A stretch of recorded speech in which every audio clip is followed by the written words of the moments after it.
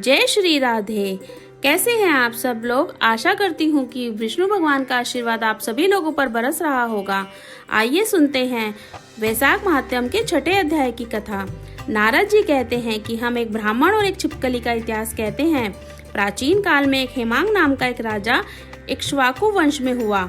उस वंश के राजा ने अन्न दान नहीं किया, इसी से उसे चातक व छिपकली का जन्म मिला। वह निर्धन व निर्बल ब्राह्मणों की रक्षा किया करता था, लेकिन विद्वान व तेजस्वी वेद पाठी ब्राह्मणों की सेवा नहीं करता था। जो वस्तु स्वयं सुलभ है उसका दान नहीं करता था। उसका कहना था कि दुर्लभ वस्तुओं का दान उत्तम होता है। वह ब्राह्मणों का बड़ा भक्त, किसी की निंदा ना करने वाला, शत्रुओं पर विजय पाने वाला तथा जितेंद्रिय था। उसने इतने बड़े यज्ञ किए कि कुशाओं से पृथ्वी पर कुशा ही कुशा दिखाई देने लगी। उसने गो, भूमि, स्वर्ण आदि दान देकर अनेक ब्राह्मणों को प्रसन्न किया। कोई भी ऐसा दान नहीं था जो उसने ना किया हो, परंतु वैशाख के मास में उसने जलदान नहीं किया। वह कहता था, अलभ्य वस्तु दान करने का फल होता है, जल तो सहज ही लभ्य है। अतः वह राजा लूले, लंगड़े, अंधे और जीविकाहीन ब्राह्मणों की सेवा किया करता था, किंतु वेद पाठी, तत्वज्ञानियों और ब्रह्मवादियों की पूजा नहीं किया करता था। वह कहता था कि विख्यात ब्राह्मणों की सेवा तो सब करते हैं, अनाथ, अनपढ़, लंगड़े और दरिद्रों की दुर्गति हो, यही दया के पात्र हैं। इस दोष के कारण 3 जन्मों तक उसे चातक की योनि मिली, फिर एक जन्म में गिद्ध बना, फिर 7 जन्म तक कुत्ते की योनि मिली, फिर एक राजा के महल में छिपकली योनि में उत्पन्न हुआ। इस प्रकार उस राजा का मिथिलापुरी के राजा श्रुति कीर्ति के घर में छिपकली बनकर द्वार की चौखट पर कीड़ों का भक्षण करते हुए 87 वर्ष बीत गए। एक समय श्रुति देव ऋषि भूखे प्यासे दोपहर के समय मार्ग में थके हुए मिथिलापति के घर आए। ऋषि को देखकर राजा ने खड़े होकर उनका आदर सत्कार किया, मधुपर्क आदि करके उनका पूजन किया और उनके चरण धोकर उसके माथे पर जल को छिड़का। देव योग से उस जल की बूंद छिपकली पर जा पड़ी। जल की बूंद पड़ते ही उसको अनेक योनियों के जन्म का ज्ञान हो गया और वह हाय हाय कर कहने लगा, हे ब्राह्मण देवता, मेरी रक्षा करो, मेरी रक्षा करो। छिपकली के ऐसे वचन सुनकर ब्राह्मण को बड़ा आश्चर्य हुआ और वह कहने लगे, तू कौन है और क्यों इतना विलाप करता है? तू अपना सब वृतांत कह, मैं अभी तेरा उद्धार करता हूँ। ऋषि के ऐसे वचन सुनकर छिपकली कहने लगी, हे ब्राह्मण, मैं इक्ष्वाकु वंश में उत्पन्न हुआ वेद शास्त्र ज्ञाता था।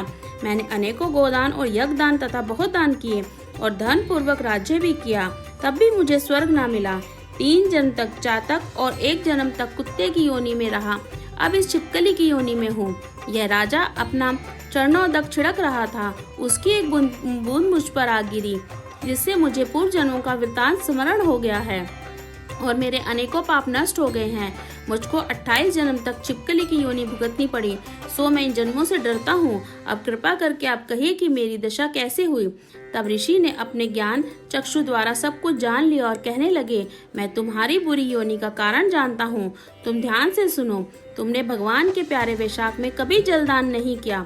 तुमने जल सुलभ जानकर यह समझ लिया, यह तो बिना मूल्य ही मिलता है, और धूप व मार्ग के प्यासे ब्राह्मणों को जलदान नहीं दिया। महात्माओं की अवज्ञा से इस लोक और परलोक में दोनों में ही दुखदाई है। सज्जनों की पूजा ही धर्म, अर्थ, काम और मोक्ष देने वाली है।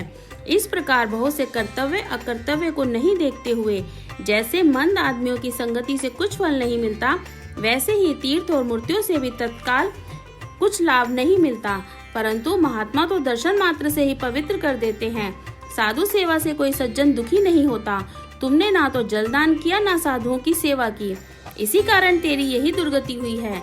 आज जो मैंने वैशाख का पुण्य तुझे बताया है, उसका फल मैं तेरे को दूंगा। उसी के फल से तेरी शांति होगी। इससे तेरे भूत, भविष्य, वर्तमान तीनों कालों के कर्म के संस्कार दूर हो जाएंगे। यह कहकर ऋषि ने जल को स्पर्श कर 1 दिन के वैशाख स्नान का फल उसको दे दिया। जल के छींटे लगते ही सब पापों से मुक्त होकर दिव्य रूप को प्राप्त हुआ। छिपकली का रूप त्याग कर नमस्कार कर आज्ञा लेकर वह स्वर्ग को चला गया और मोक्ष भोगकर इक्ष्वाकु वंश में ही महाप्रभावशाली का कुत्स्य नाम से उत्पन्न हुआ और स्वाददीप पृथ्वी पर राज्य करता रहा।